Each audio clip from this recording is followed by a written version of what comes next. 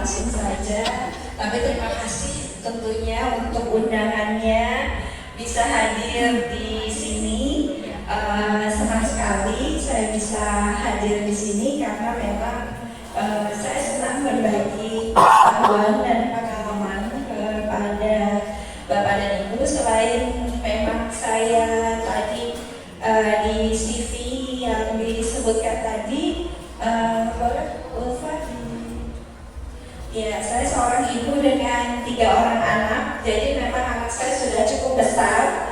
Anak saya yang pertama sudah 30 tahun, sudah bekerja. Kemudian yang nomor 2 yang laki-laki itu berusia 26 tahun. Tahun ini juga sudah bekerja, dua-duanya dari Universitas Indonesia double degree. Kemudian anak saya yang paling kecil itu disabilitas ungu, anak dengan masalah pendengaran.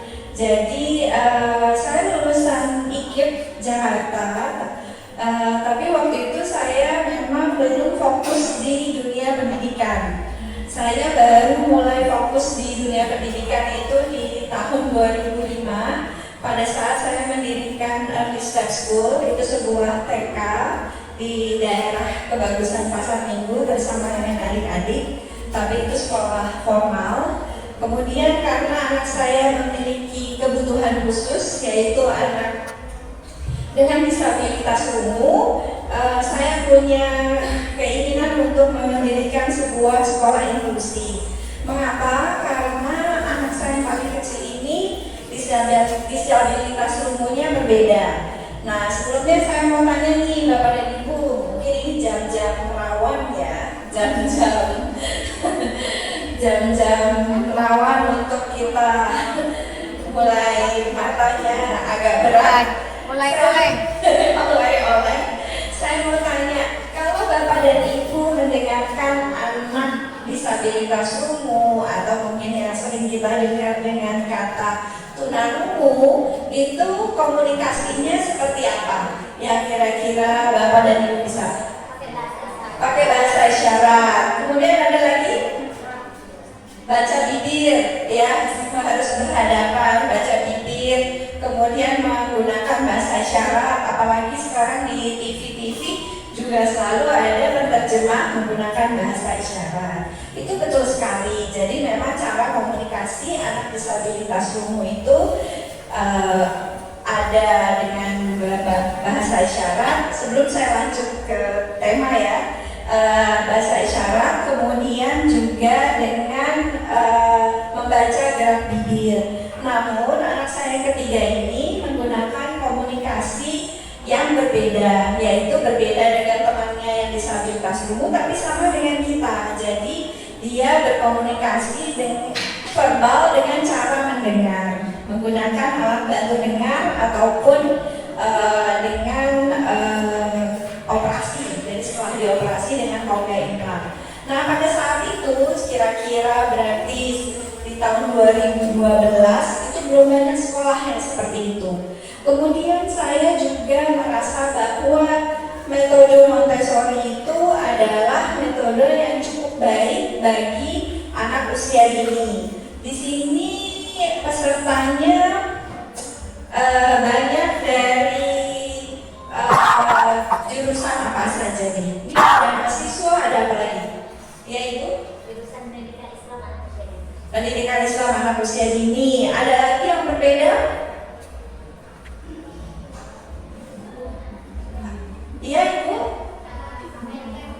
Daycare. Iya. Kemudian ada lagi? Yes.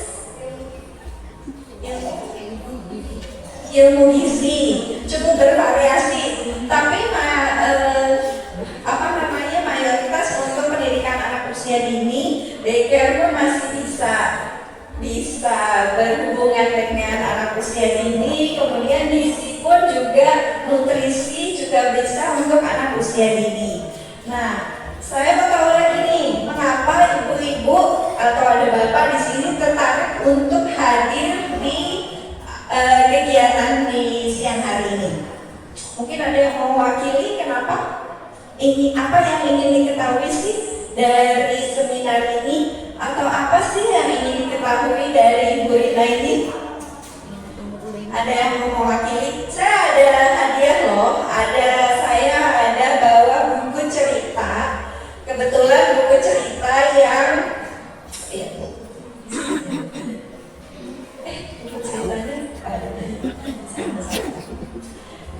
ini ada buku cerita yang dibuat oleh anak saya mengenai anak tunarungu. Jadi saya ada 6 buku cerita. Jadi nanti yang aktif dan menjawab bisa mendapatkan buku cerita ini. Ya, siapa yang mau mewakili? Ya, silakan Bu. Apa hadir di siang hari ini? Silakan. Boleh dong. Tidak ada perbedaan. Assalamualaikum warahmatullahi wabarakatuh. Terima kasih kepada Bu Rina. Sebelumnya memang kami ingin bertemu sangat dengan Bu Rina gitu, ingin mengenali tentang sekolah Luna gitu. Itu kami juga ingin mendengar pengalaman Bu Rina selama melakukan pendekatan Montessori untuk anak inklusif atau anak berkebutuhan khusus. Terima kasih. Masya Allah, senang sekali itu dari Ibu dosen. Nah, sekarang satu lagi dari mahasiswa. Oke, silakan.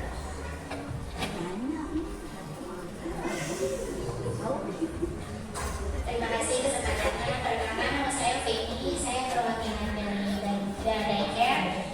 Alhamdulillah pun kami sudah mendirikan Daycare kurang lebih 1,5 tahun, dan saat ini ada yang dititipkan kepada kami itu rata-rata anak yang seperti ini. Dan ada yang kategori autism ringan. Nah, tujuan kami datang ke sini, saya ingin mengambil ilmu, belajar dengan ibu, sharingnya seperti apa, bagaimana pendekatan kepada anak-anak yang khususnya seperti kondisinya seperti ini, dan dengan Montessori alhamdulillah bedanya memang kami di sini khususnya di Daycare ingin belajar lebih banyak lagi kepada ibu. Terima kasih. Oke, Masya Allah. Hampir sama ya, berarti pertama penasaran dengan inklusi itu apa, kemudian penasaran dengan sekolah Aluna Montessori, kemudian juga penasaran dengan metode Montessori-nya itu bagaimana menangani anak-anak dengan kebutuhan khusus. Kira-kira sama jawabannya? Mirip-mirip seperti itu? Oke, kalau gitu saya bisa mulai. Nah, kayaknya saya banyak nanya. Oke, kenapa saya banyak nanya? Sehingga saya tahu kebutuhannya apa, dan sehingga apa yang saya sampaikan itu sesuai dengan yang diharapkan. Udah ada yang tahu belum mengenai Montessori sebelumnya? Sudah? Oke, Ibu dosen sudah tahu. Apalagi dosen PG PAUD, ya kan? Kalau dosen PG PAUD, metode Montessori adalah salah satu metode yang ada di pendidikan anak usia dini, betul? Selain Montessori ada metode apa lagi yang ibu-ibu atau teman-teman mahasiswa dapatkan di PG PAUD? Ada high school, betul?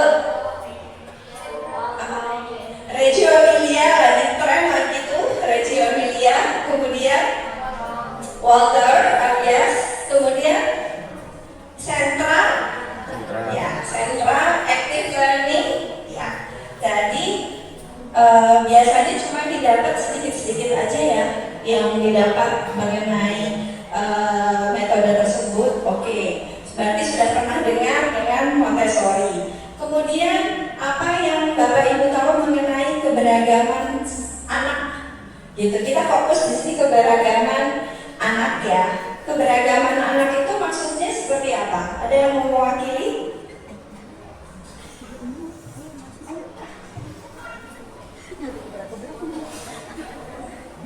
Oke, berarti masih belum. Kita titik-titik. Ada yang mau jawab? Belum? Oke, kemudian ada nggak yang tahu apa sih anak berkebutuhan khusus itu?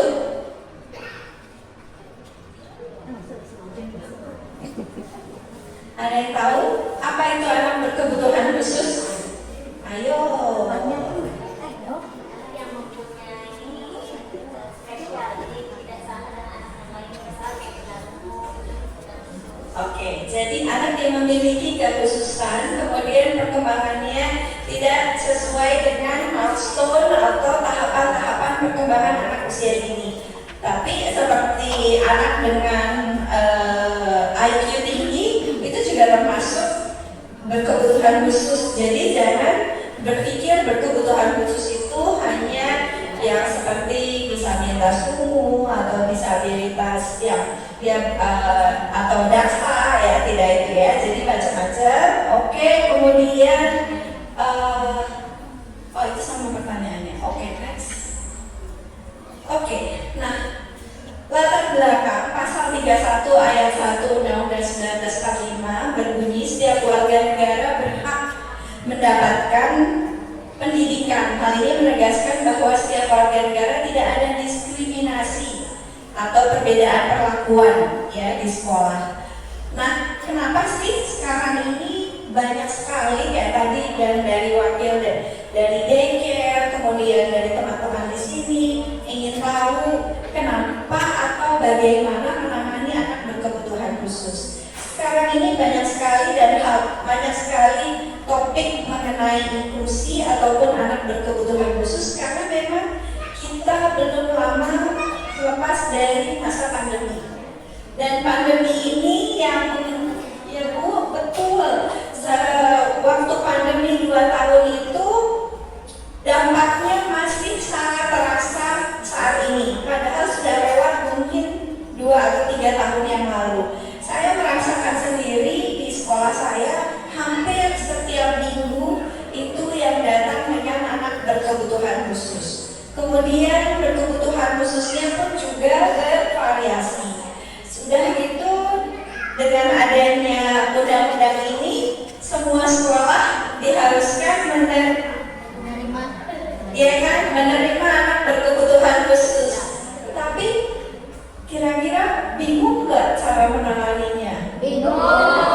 Iya, jadi sebenarnya memang satu hal harus tetap kita hormati keputusan dari pemerintah bahwa setiap anak memiliki hak yang sama dalam pembelajaran. Namun di sisi lain kita juga harus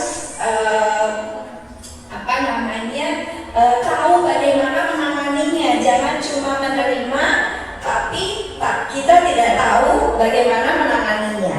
Oh ya, sebelum saya lanjut, saya punya waktu berapa lama supaya saya tahu ngomongnya berapa panjang. Baik, sore. Oh, sampai sore. Sampai 50 menit. Sampai puas kok. Oke, 40 menit. 40 menit itu berarti Hingga Ya ibu belum apa-apa dan anak jam. soalnya ada yang berlecet, saya tuh pasti langsung sah. Oke, saya sih mau ngomongnya panjang lebar. Oke, next. Kira-kira 50 menit lagi. Atau Ada perpanjangan waktu, Bu. oh, oke, siap. Oke. Nah, tadi pengertian anak berkebutuhan khusus adalah anak dengan karakteristik khusus yang berbeda dengan anak pada umumnya tanpa selalu menunjukkan pada ketidakmampuan mental, emosi, dan fisik. Jadi banyak termasuk yang IQ-nya tinggi, itu juga termasuk berkebutuhan khusus. Sementara anak reguler adalah anak yang berkembang sesuai dengan tahapan perkembangan usianya. Next. Kemudian apa sih sekolah inklusi itu?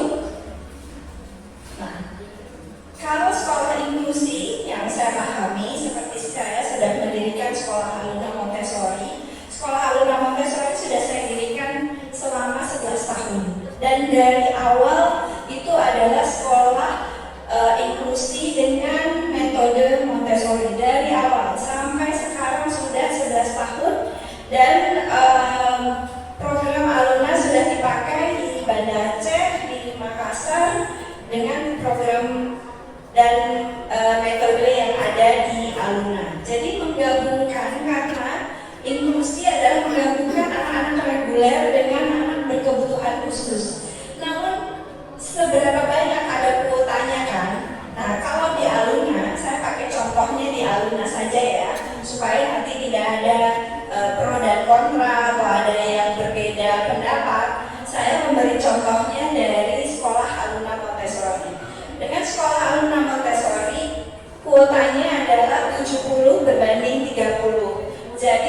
70 itu artinya 70% adalah anak reguler dan kuota 30% untuk berkebutuhan khusus dalam satu kelas. Jadi misalnya, tapi tergantung tingkat kesulitannya dari anak berkebutuhan khusus tersebut. Kalau di alumni memang diterima itu adalah yang disabilitas ungu, dan tentu karena memang alumni didirikan dari inspirasi dari anak saya. Kemudian, tapi disabilitas ungu yang ingin belajar berbicara verbal dengan pendengar. Kalau tujuannya untuk belajar bahasa isyarat berarti bukan di alumni, mungkin di tempat lain atau di sekolah lain. Kemudian ada dengan autism, ada autism, ada ADHD ya. Nah, manfaatnya adalah semua anak mendapatkan perlakuan sama. Perlakuan sama itu maksudnya gimana? Yang namanya adil itu bukan berarti jumlahnya sama. Adil adalah sesuai dengan kebutuhan. Itu baru adil. Ya, jadi manfaatnya adalah semua anak mendapatkan perlakuan sama dalam arti tadi dari kuota 70 berbanding 30 tadi. Kalau dalam satu kelas itu sedang belajar circle time, anak-anak yang berkebutuhan khusus pun juga sedang ikut circle time. Circle time duduk melingkar ya. Kemudian anak-anak sedang belajar Montessori, baik yang berkebutuhan khusus maupun yang reguler juga berkegiatan dengan kegiatan yang sama. Jadi semua mendapatkan perlakuan yang sama. Tetapi ada ciri khas dari Montessori yang menurut saya sangat kuat dan sangat bagus yang sampai sekarang saya pegang adalah Montessori itu mengikuti kebutuhan dan kecepatan masing-masing anak. Maksudnya bagaimana ya Bu Rina? Jadi maksudnya kan setiap anak beda-beda kebutuhannya.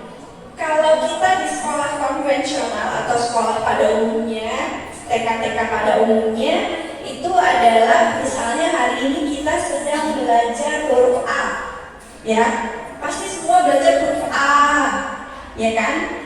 Tetap kalau di alumni tetap diajarkan semuanya misalnya sedang belajar huruf A, ya belajar huruf A. Tapi nanti kalau anak yang tidak bisa, kalau di alumni itu guru akan mencatat. Oh oke, dia belum bisa mengenal huruf A.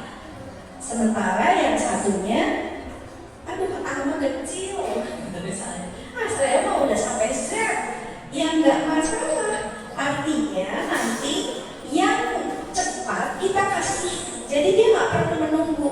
Jadi misalnya yang satu baru A aja dia baru kenal A, tapi yang satunya dia sudah bisa merangkai. Yang merangkai kita kasih terus, tapi yang baru mengenal huruf A dan kita sesuaikan dengan dia baru mengenal huruf A. Jadi dalam satu kelas guru Montessori itu dia harus selalu mengobservasi dan dia harus melihat kebutuhan dan kecepatan masing-masing anak.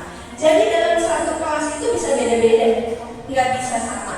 Tapi tetap dalam artian sebuah sekolah inklusi menerima perlakuan yang sama. Kemudian tumbuhnya rasa empati pada anak-anak yang tidak memiliki kebutuhan khusus. Maksudnya bagaimana Bu Rina?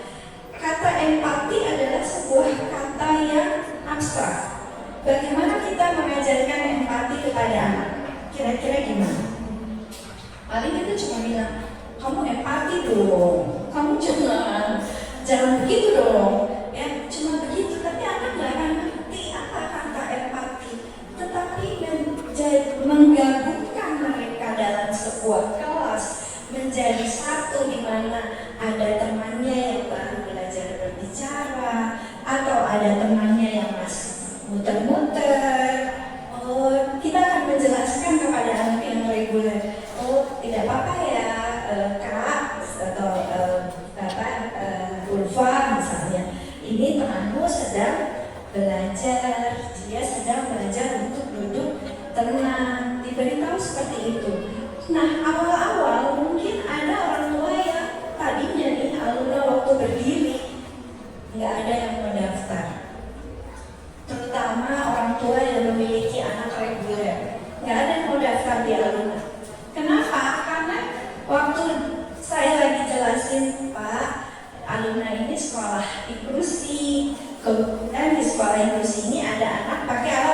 dengar. Tadinya dia masih biasa-biasa aja. Tiba-tiba anak yang pakai alat bantu dengar lewat. Ibu, nanti anak saya digabung sama anak ini. Kan tadi saya sudah bilang Pak, bahwa Aluna adalah sekolah inklusi yang nanti akan digabung dengan anak berkebutuhan khusus, salah satunya anak dengan disabilitas rungu gitu.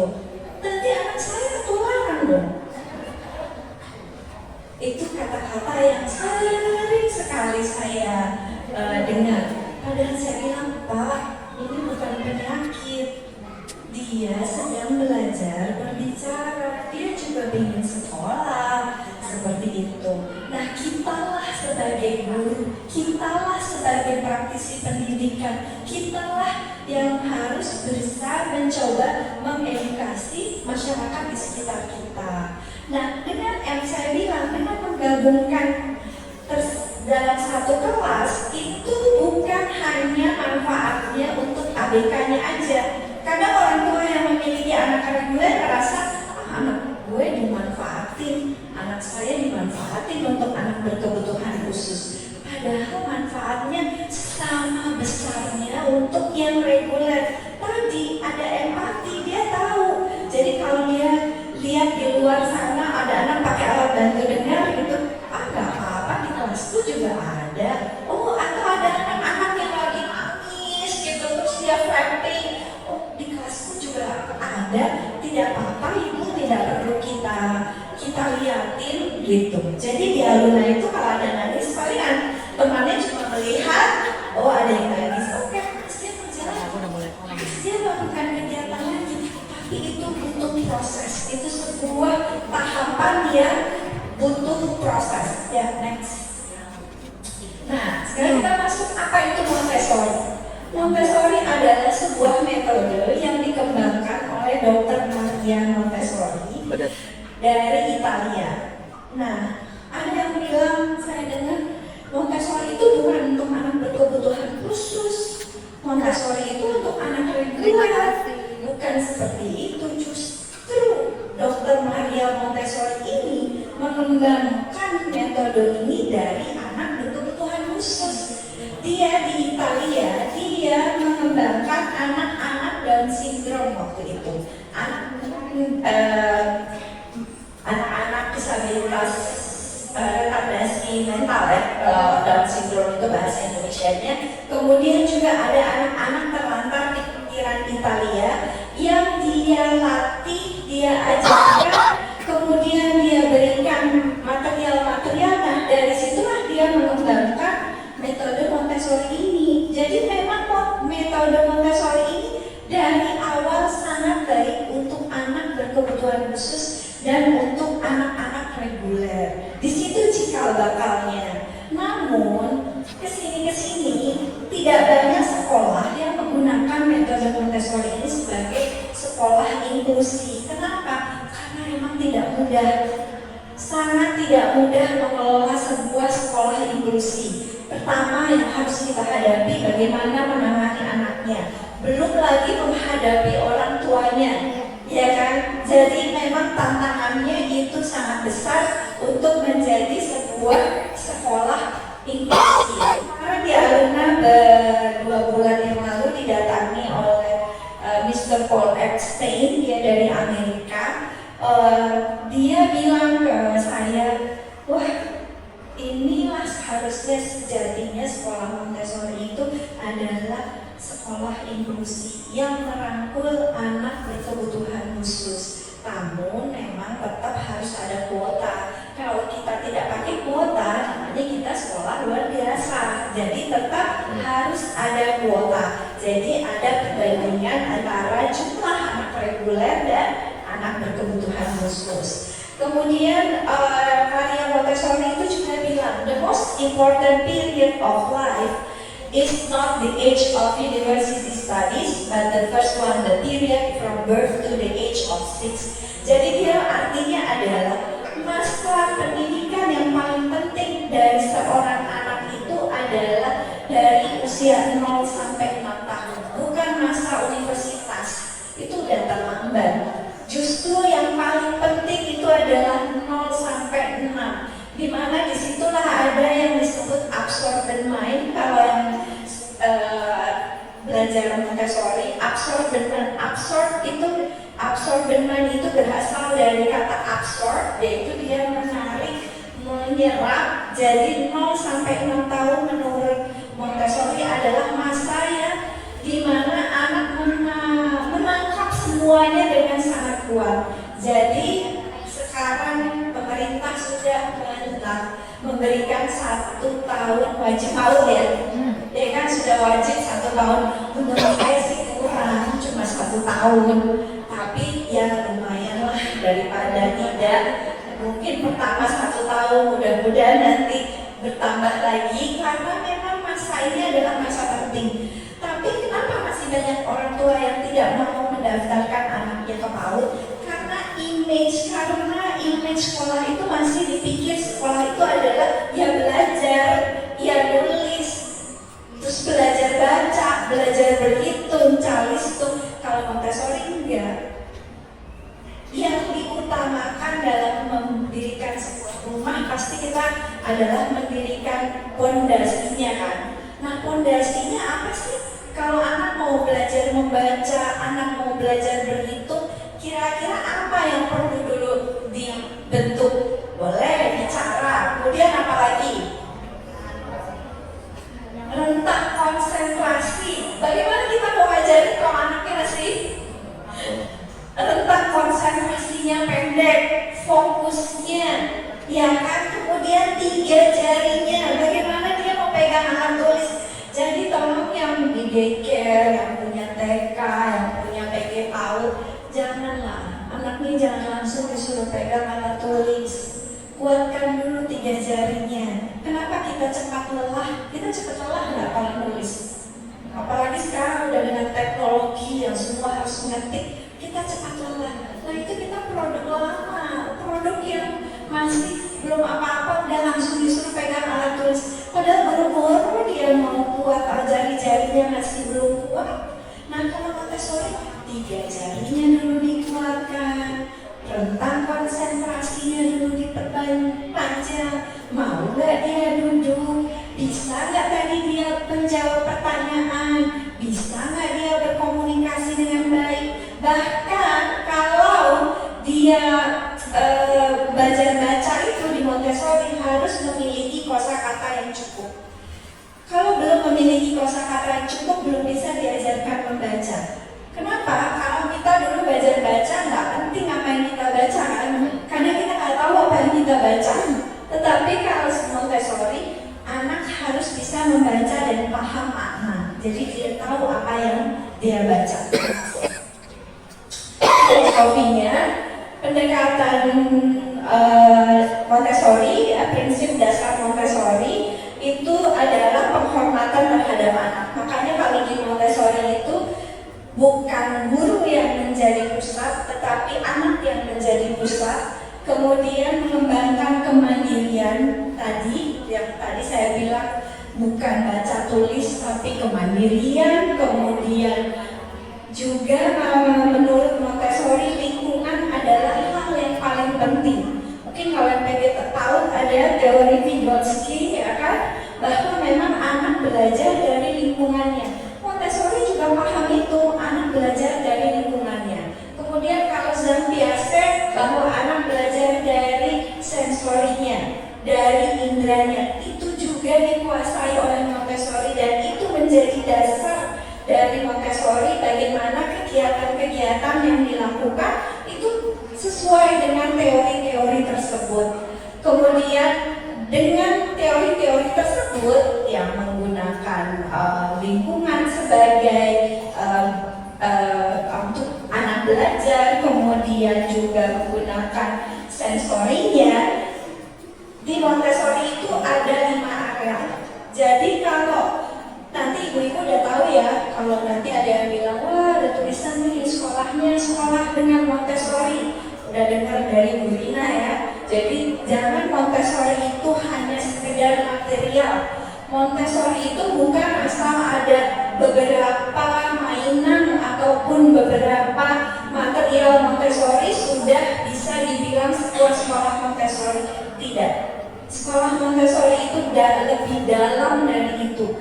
Jadi guru-gurunya betul-betul harus paham filosofinya. Jadi harus dapat soulnya. Bahkan guru Montessori itu nggak bisa nih, misalnya kita mau manggil Ulfa gitu, teriak-teriak Ulfanya ada di sana gitu, terus kita panggil Ulfa gitu. Ya, di Montessori itu kita nggak bisa begitu. Gurunya kan tadi belajar dari lingkungan.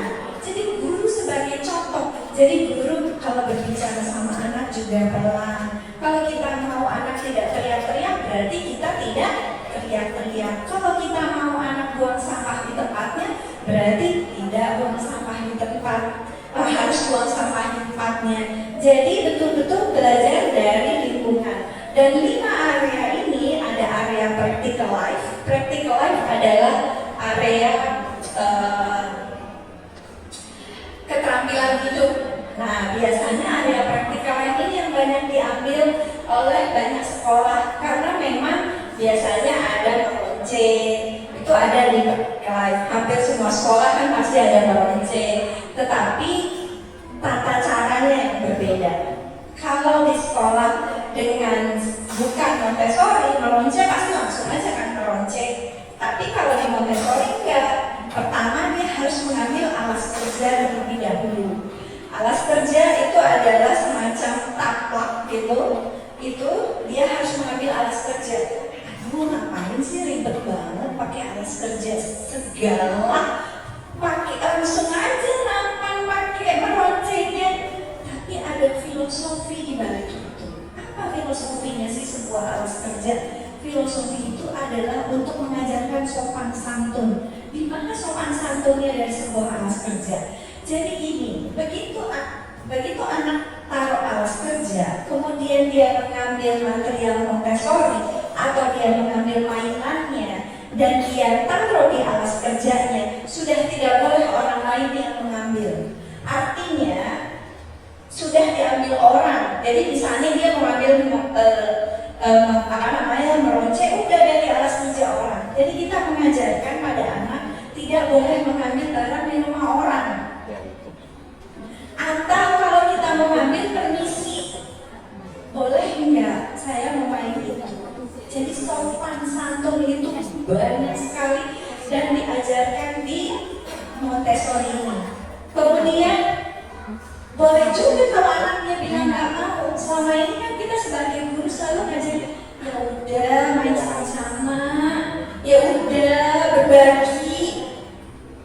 Nggak boleh selalu begitu kalau Montessori. Kenapa? Kalau enggak nanti dia tidak bisa mempertahankan haknya. Karena kita selalu berbagi, padahal ada hak yang menurut dia itu hak saya. Kenapa harus saya bagi ke orang lain? Itu hak saya. Jadi dari kecil sudah diajarkan untuk mempertahankan haknya. Itu. Tapi boleh juga kalau ternyata dia bilang, oh oke, aku mau main sama-sama. Jadi apapun jawaban anak itu kita hormati. Jadi betul-betul anak itu kita perlakukan, kita hormati. Jadi bukan anak-anak kecil. Kan juga diajarkan kan kalau berbicara anak-anak kita harus sejajar. Ya, itu salah satunya. Kenapa kita harus berbicara sama anak sejajar?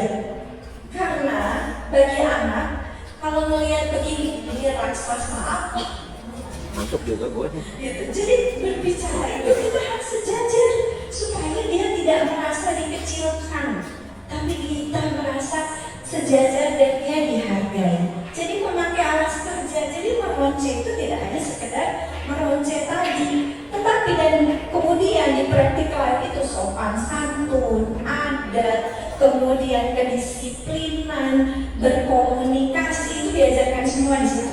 Keterampilan hidup, namanya keterampilan hidup, artinya survival, ya kan? Bagaimana dia bisa pakai baju sendiri, mulai dari buka kancing besar, kancing kecil, buka resleting, buka sepatu, pakai kaos kaki, menunggung, memotong, menggunting, itu semuanya praktikal. Menjepit jemuran, mungkin kalau di PAUD sudah pasti ada menjepit. Tapi menjepit apa? Nah, kemudian menjepit itu dan ataupun semua kegiatan yang ada di Montessori semuanya menggunakan 3 jari. Menjepit kita pakai 3 jari. Menyendok kita 3 jari. Waktu menuang teko 3 jari. Meroncet 3 jari.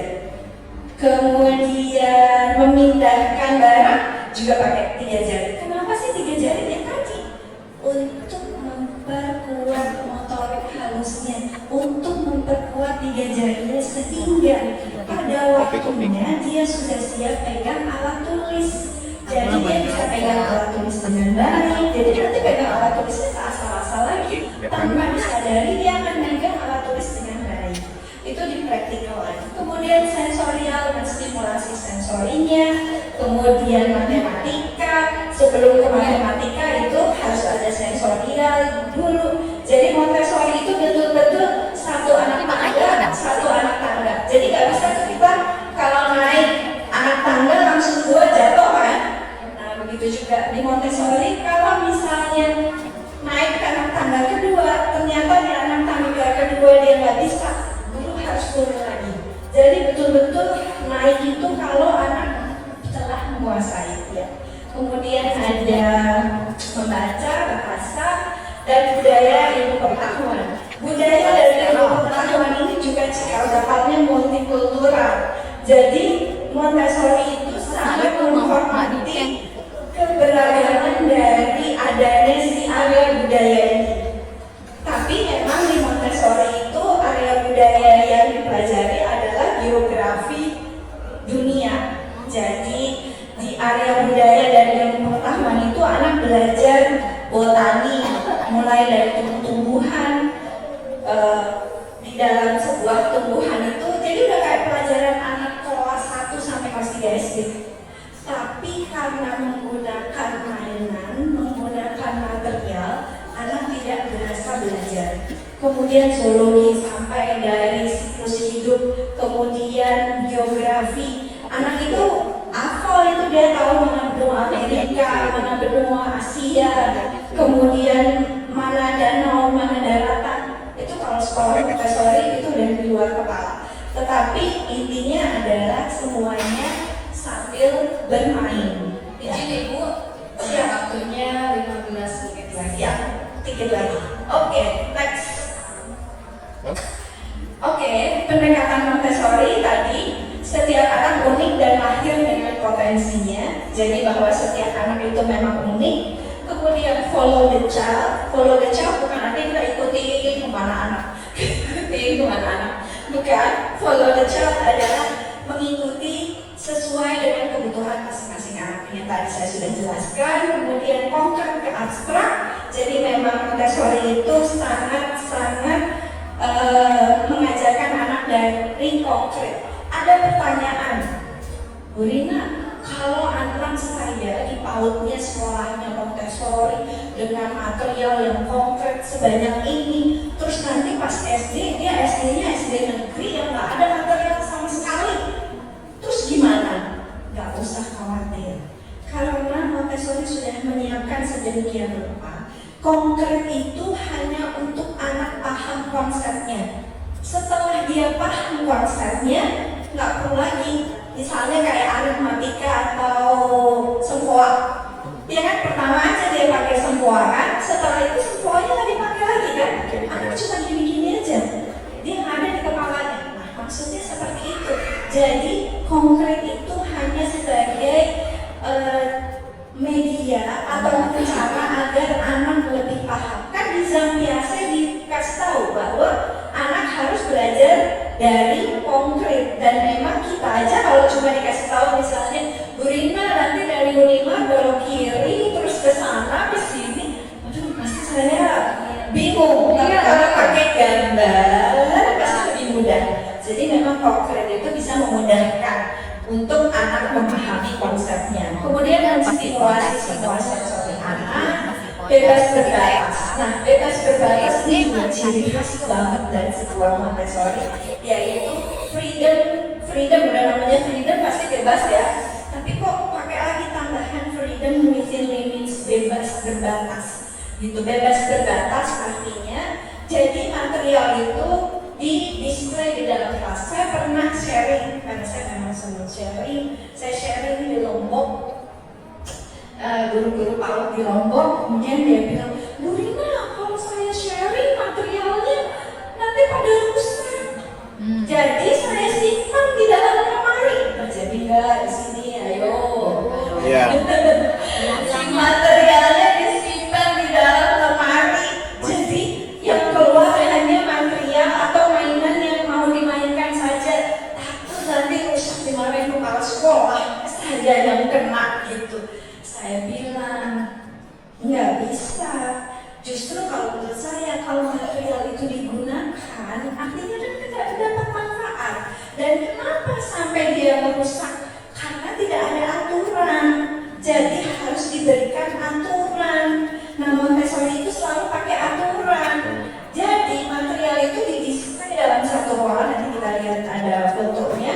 Dalam satu ruangan itu materialnya banyak banget. Dan semuanya satu jenis. Tapi nggak ada tuh yang berebutan, nggak ada yang Kenapa? Kan sudah tahu aturannya. Anak cuma boleh ngambil satu material, pakai alas kerja, satu material, mengerjakan dan mengembalikan setiap hari seperti itu. Kalau sampai dia menyalahgunakan material, kita akan stop. Stop, bukan begitu caranya. Ibu contohkan ya. Bahkan pada saat mengajar, kita tidak boleh menyalahkan anak.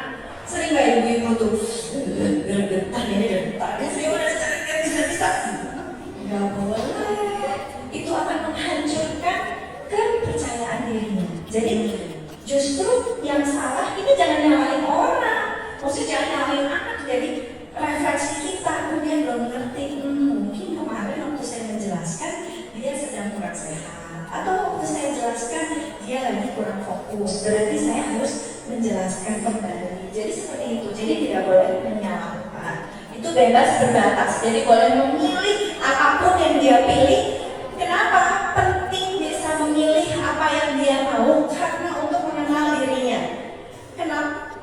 Lihat nggak sekarang fenomenanya banyak anak nggak tahu mau jurusan apa kuliahnya.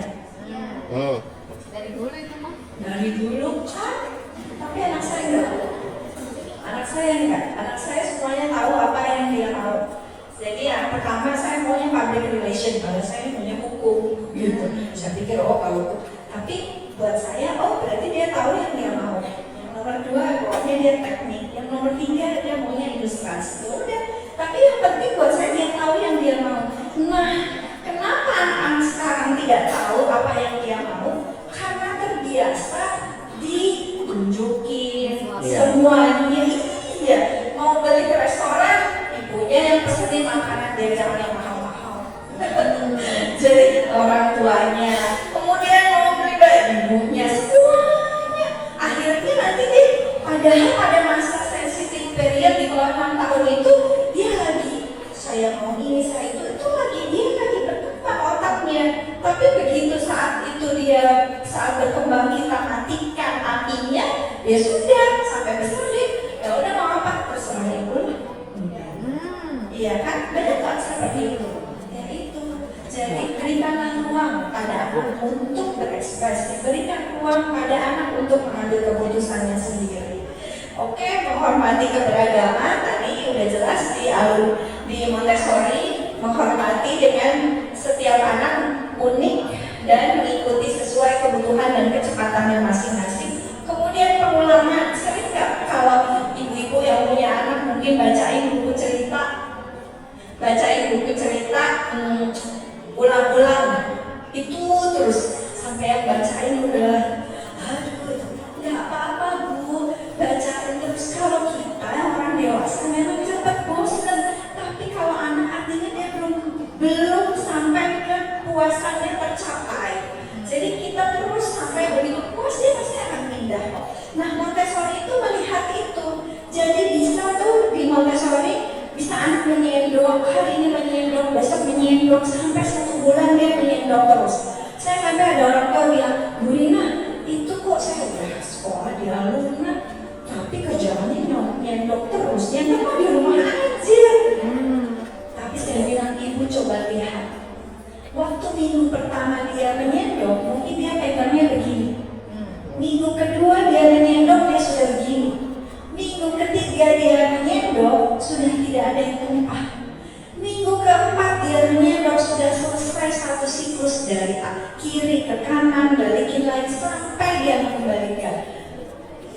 Jadi memang untuk pengulangan. Jadi pengulangan itu jangan dibilang bahwa nggak bisa. Artinya dia perlu memuaskan dirinya sampai dia betul-betul puas.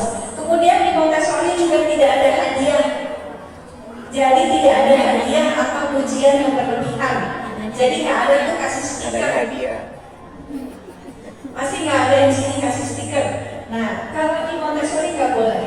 Kenapa? Karena Montessori ingin bahwa anak melakukan kegiatan tersebut dari dalam dirinya. Karena dia mau, bukan karena hadiah. Ini. Siap. Kita lihat video aja kalau gitu. Ini ruangan Montessori di Aluna. Jadi kita setiap ruangan lengkap dengan material Montessori. Ya, next. Kegiatan Montessori dari melipat baju, menyusut. Jadi Montessori nggak melulu barang yang mahal.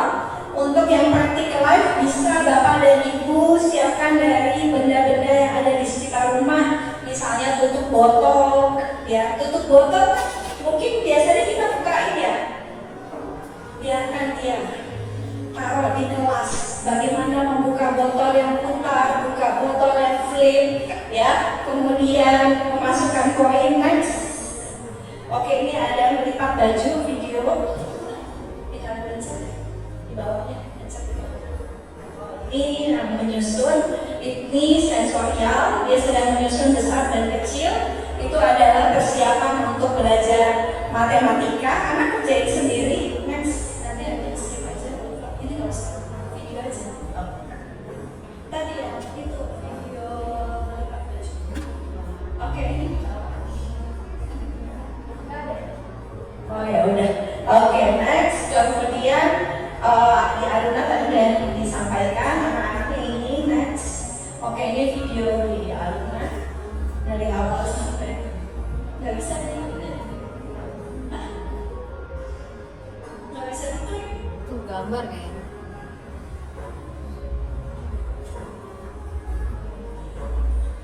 Ini. Tangannya nggak bisa.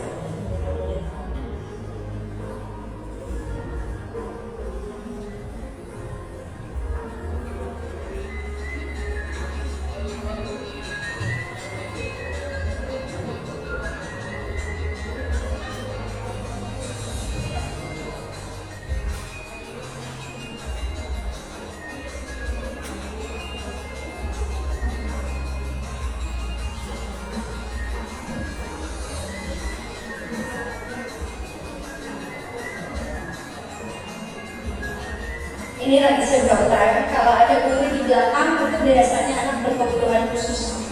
Jadi ada guru di belakang.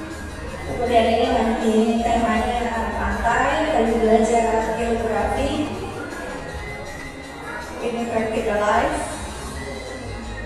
Ini lagi belajar matematika. Ini anak lagi presentasi di Montessori Day. Kita belajar satuan, ratusan, ribuan. Jadi anak lagi presentasi di depan orang tua bagaimana penjumlahan ribuan. Jadi anak yang presentasi itu orang tua di depannya.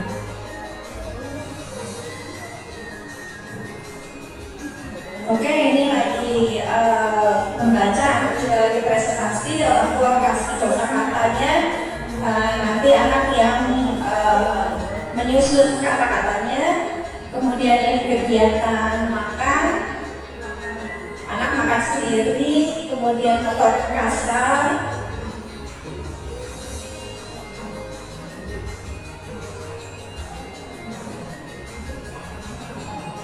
Nanti kan juga ada kegiatan angklung.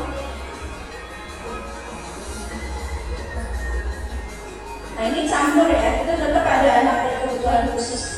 Pokoknya selalu ada kuota anak berkebutuhan khusus. Sebenarnya saya mau kasih video anak berkebutuhan khusus yang tadinya nggak bisa ngomong, sekarang udah bisa baca. Masih boleh waktunya? Boleh. Nah ini Yuspa, ini Reggio Emilia. Jadi kita 90% kita Montessori, 10% adalah berbagai macam metode untuk melengkapi si metode Montessori itu, karena Reggio Emilia juga baik ya, CRISPR. Jadi anak membuat karya berdasarkan benda-benda lepas.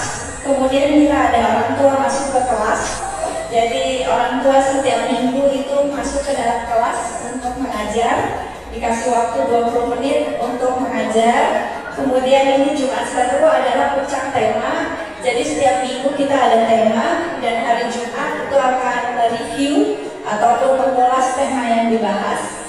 Ya, ini kebetulan temanya mengenai sekolah, mengenal warga sekolah, mengenal sekolah, anak diperkenalkan. Kemudian motor kasar juga menjadi hal yang penting, karena Montessori itu lebih banyak ke motorik halus, sehingga kita lengkapi dengan perbanyak motorik kasar, karena tumbuh kembang anak sangat dipengaruhi oleh fisik motoriknya. Oke, nah saya mau kasih lihat video anak berkebutuhan khusus. Sebenarnya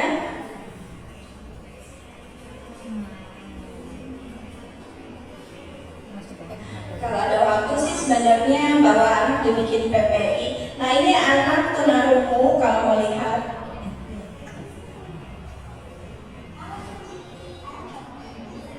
Ya, terima.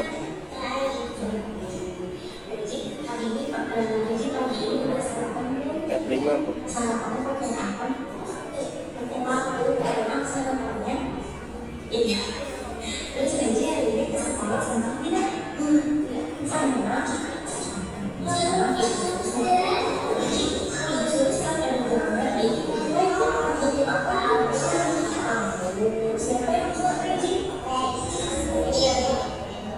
Oke, itu anak tunarungu. Waktu terbatas. Ini lagi ada satu tunarungu lagi.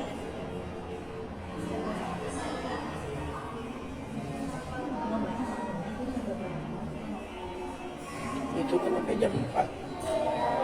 Kenapa jam 4? Tapi ini anak tunarungu juga di belajar matematika.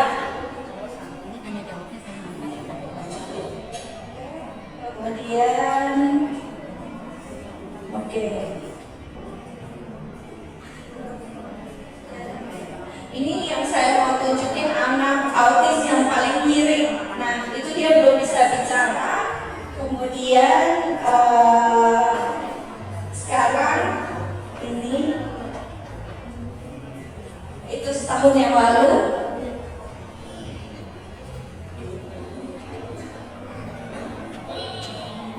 Dia sudah bisa baca.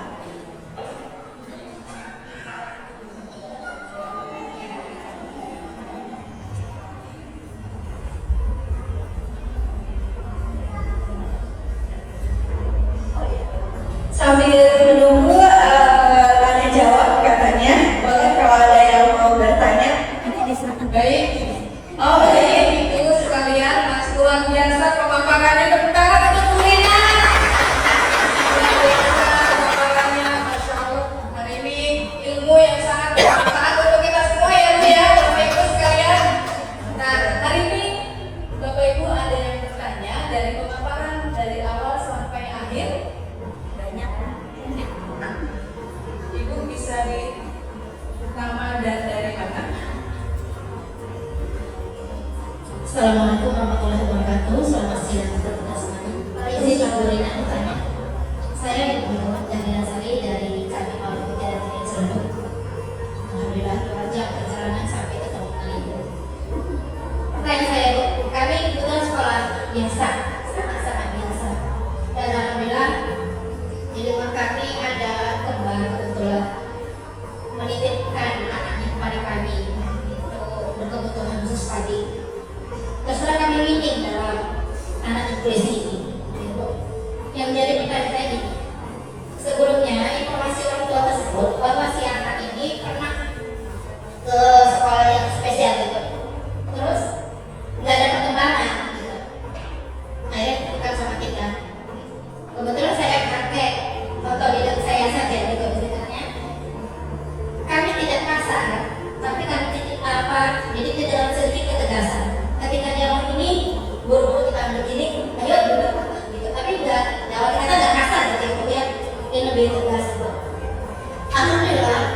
bulan di sekolah saya itu ibunya juga mengakui ada perubahan anaknya mulai sedikit memahami. Jadi anaknya gini Bu, begitu melihat kita kasih angka itu 1 sampai 10, ketika satu angka diambil dia nggak mau nyusunnya, seperti dia ini ada yang kurang gitu, tapi saya nggak tahu itu kebutuhan khususnya apa gitu ya Bu. Nah seminggu ini anaknya nggak masuk, laporan orang tuanya anaknya juga dokter. Jadi kata dokter itu sebaiknya anaknya tidak disekolahkan di reguler tapi khusus yang spesial untuk dia. Kira-kira bagaimana Bu kami itu menyampaikan ke orang tua, ternyata ini loh Bu anak ibu yang ibu bilang waktu di sekolah inklusif nggak ada begitu perkembangannya sekolah umum. Karena prinsip kami dia kurang. Jika digabung dengan yang biasa mungkin dia kan akan berbaur, mengerti sama melihat teman-temannya yang normal lah istilahnya kita bilang gitu. Mohon Bu solusinya, terima kasih. Ya, terima kasih. Baik, ada yang penanya hari ini hanya 2 orang ya. Oh, apa-apa Bu, ya boleh nggak? Tuh ada beberapa. Kasihan itu udah jauh-jauh makanya. Kita di belakang ada 1, 2, 3, 4, 5. Gak apa-apa, saya jawabnya singkat-singkat. Itu di belakang Bapak tuh mau tanya. Ya. Assalamualaikum warahmatullahi wabarakatuh. Ya, Mas saya Wisnu Ismailati dari UTK Jalan Pati, Ya. Kota Bumi. Yang saya mau tanyakan selama ini, selama berdiri TK, kami sering menerima dan setiap tahun menerima anak-anak yang berkebutuhan khusus. Kebetulan sebelum pemerintah mengajukan ya, kita sudah menerima itu. Yang kami tanyakan di sini kan ada perbandingan 70/30 anak. 30 ya. Ya, ini untuk TK inklusi Ya. itu kan gabungan antara anak reguler dengan anak berkebutuhan khusus. Yang saya ingin tanyakan itu kalau perbandingan di kelas itu berapa anak yang reguler sama anak yang berkebutuhan khusus? Karena setiap tahun kita ada gitu. Jadi itu problem kita. Untuk gurunya itu untuk Bu maaf Bu Rina itu yang dibutuhkan 11 itu berapa? Oke, saya dapat pertanyaannya. Terima kasih Bu. Yang belakang. Ibu mau dijawab dulu ya? Saya sekaligus saja. Oke, baik. Biar hemat waktu. Assalamualaikum Ibu Dr. Rina Jayanti. Ya, Pak. Saya ingin Ibu seorang bapak dan dua. Pertanyaannya dari Ibu juga yang pertama ya, tentang Makassar ini kan generasi kami Y X belum familiar. Ya. Bagaimana untuk anak-anak yang belum mendapatkan Montessori di waktunya, sedangkan dia sudah SD dan tingkat atas. Apakah perlu atau tidak? Oke. Dan bagaimana? Yang kedua, bagaimana Ibu untuk menghasilkan Montessori yang sangat minimal, sedangkan di luar sana Montessori memang di kalangan yang atas ada lebih banyak. Kita terbatas dengan finansialnya. Apakah kita bisa melakukannya di rumah dan juga di keluarga kita? Siap. Saya bisa jawab nanti. Ya, next. Baik, yang berikutnya. Saya jawab cepat. Terima kasih Bu Rina. Ya. Saya ingin bertanya bagaimana untuk merespon anak-anak yang tangguh pada saat kegiatan. Jadi dalam satu kegiatan banyak yang bervariasi untuk usianya dari 25 tahun itu untuk merespon tangguhnya seperti apa karena takutnya mempengaruhi pembelajaran di anak-anak yang lain. Oke. Ya, sudah. Tadi Baik, ada 4 pertanyaan Ibu Rina. Ya, ada satu lagi ya. Ada yang mau bertanya?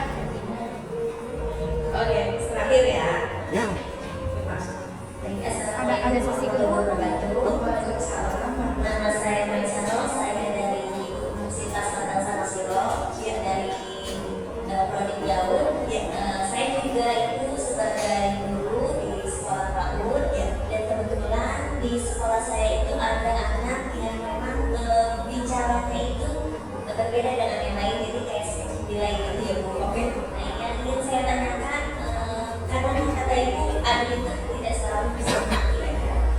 Bagaimana supaya agar anak tersebut tidak merasa dibedakan dengan anak-anak yang lain? Bagaimana saya sebagai guru besar usia 5 tahun supaya saya bisa memberikan pembelajaran yang terbaik kepada anak. Indikasinya ini menurut apa? Memang bicaranya terlambat dari juga ya. Oke, terima kasih. Insyaallah. Oke. Baik, akan dijawab oleh Ibu Rina. Oke, bagus sekali pertanyaannya. Oke, saya menjawab pertanyaan yang pertama, yaitu sebelumnya sekolah di sekolah luar biasa, kemudian pindah ke sekolah ibu, ya sekolah ibu Silaya, karena ibu dan berkebutuhan khusus, kemudian ada perkembangan, namun pada saat menyusun angka ada satu yang hilang, kemudian dia tantrum, ngamuk, kemudian orang tuanya mungkin merujuk lagi ke dokter tumbuh kembang atau ke psikolog, terus disarankan untuk kembali lagi ke sekolah khusus. Oke, gini Bu, pertama kita harus tahu dulu kebutuhan khusus anak didik kita itu apa.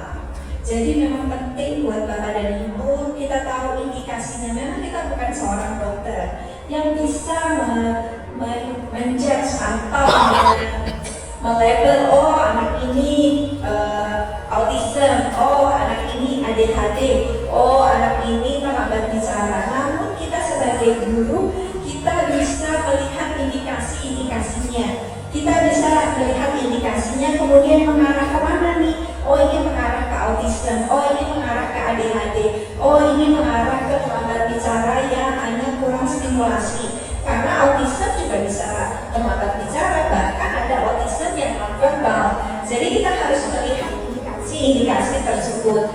Nah kalau saya melihat atau mendengarkan yang Ibu sampaikan, itu indikasinya tidak ke arah autism. Kenapa? Karena kalau autism itu biasanya dia itu senang mengurutkan. Jadi kalau ibu-ibu melihat nih murid ibu, dia senang mengurutkan dari kecil ke besar, kemudian dia bisa mengurutkan dari besar ke kecil, atau nanti dia mengurutkan angka, ada satu aja yang diambil, tantrum. Itu ada indikasi ya. Karena yang tadi saya bilang lagi, yang bisa menentukan anak tersebut autism kah, ADHD kah, itu adalah dokter tumbuh kembang. Tapi indikasinya, kalau seperti itu ada satu yang diambil, itu biasanya indikasinya ke arah autism. Nah, tapi autism kan juga ada levelnya.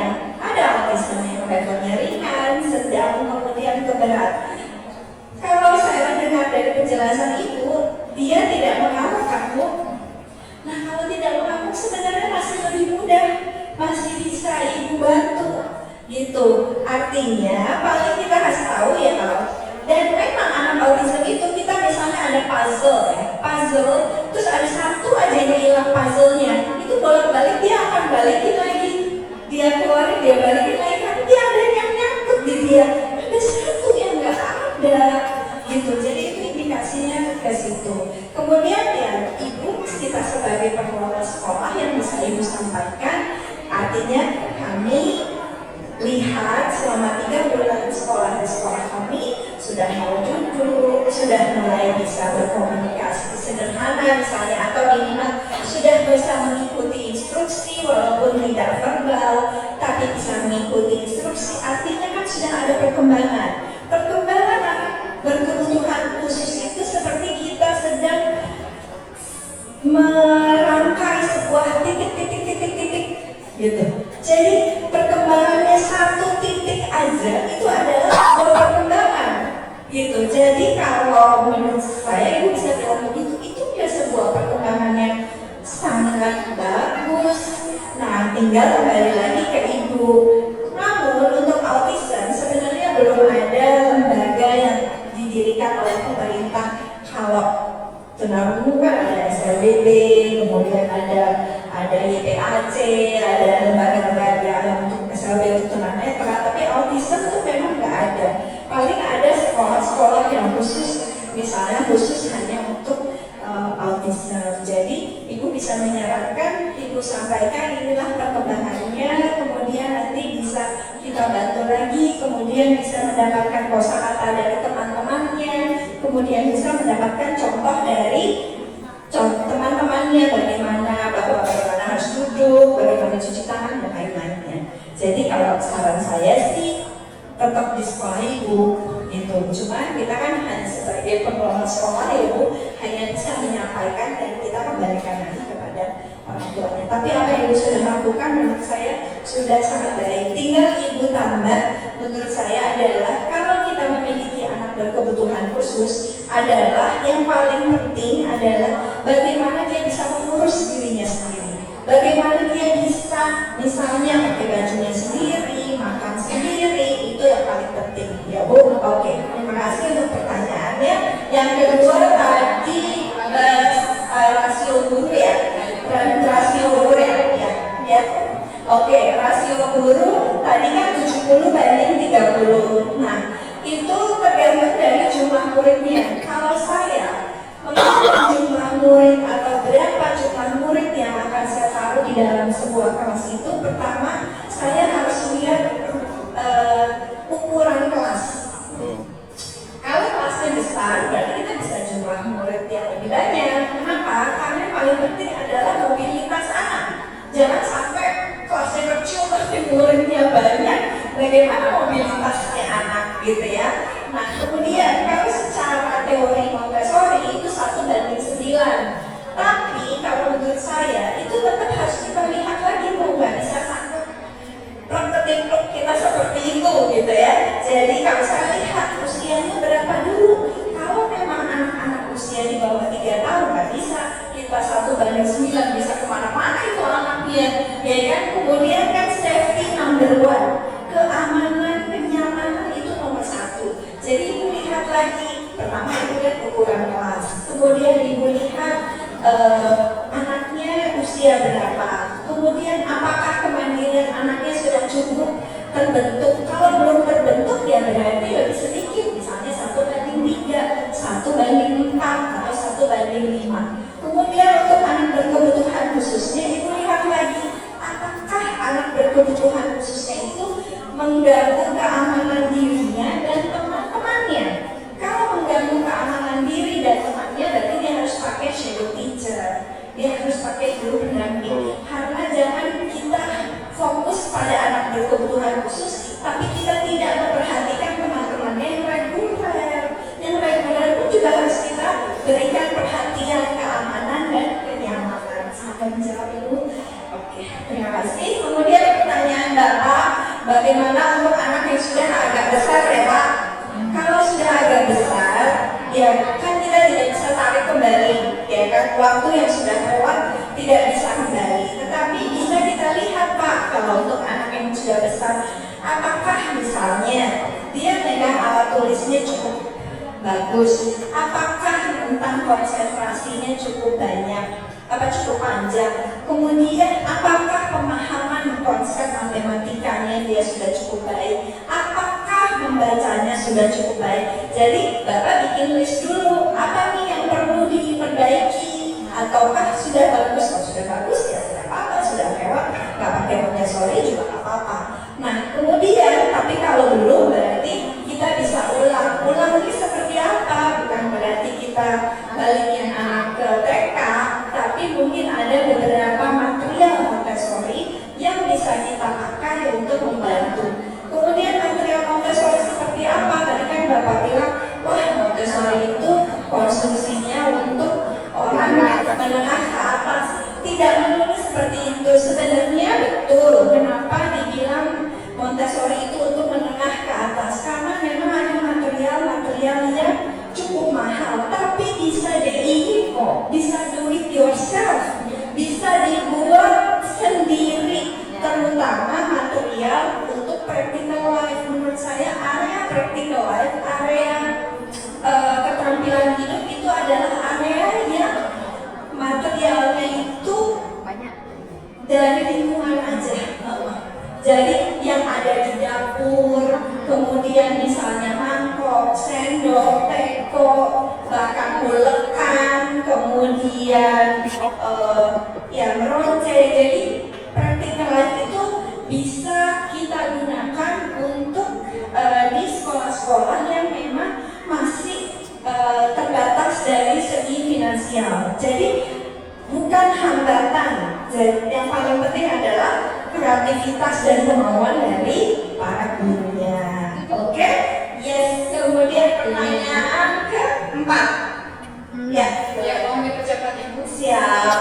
Habisnya apa ya? Saya masih semangat loh Pak. Pertanyaan keempat tadi tantrum. Oke. Kalau tantrum memang kita harus lihat kalau tantrumnya itu di dalam sebuah ruang kelas dan itu mengganggu teman-temannya, memang harus kita ajak keluar.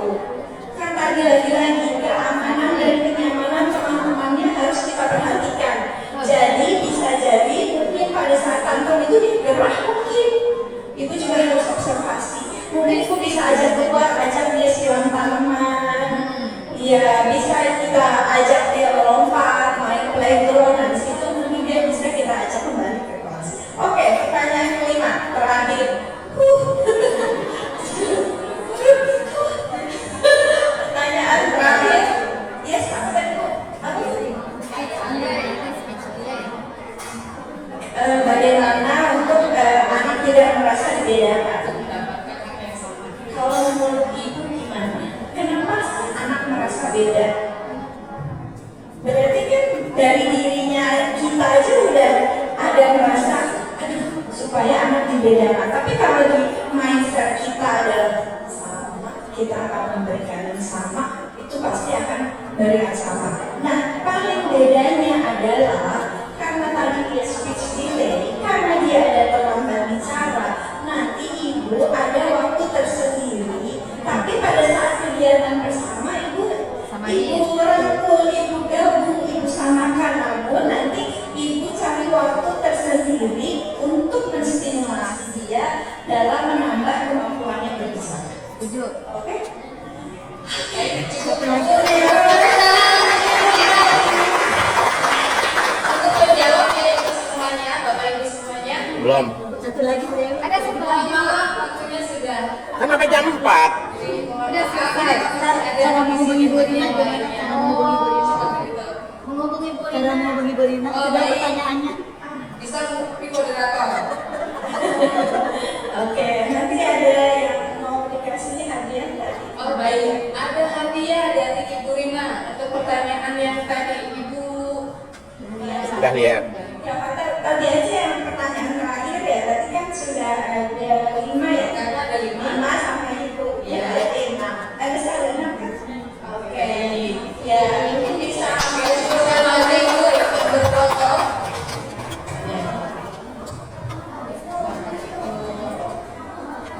Ibu dari Universitas Sekolah, silakan. Bapak Pahan, silakan Ibu. Dari apanya? Alumni, silakan.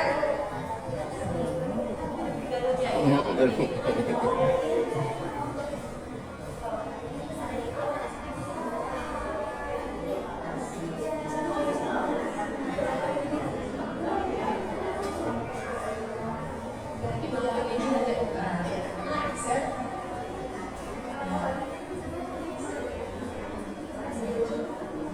Boleh diangkat bukunya Ibu.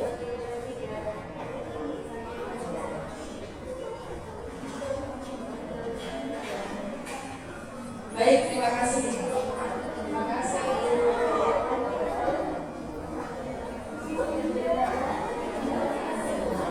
Baik, Ibu, Bapak Ibu sekalian.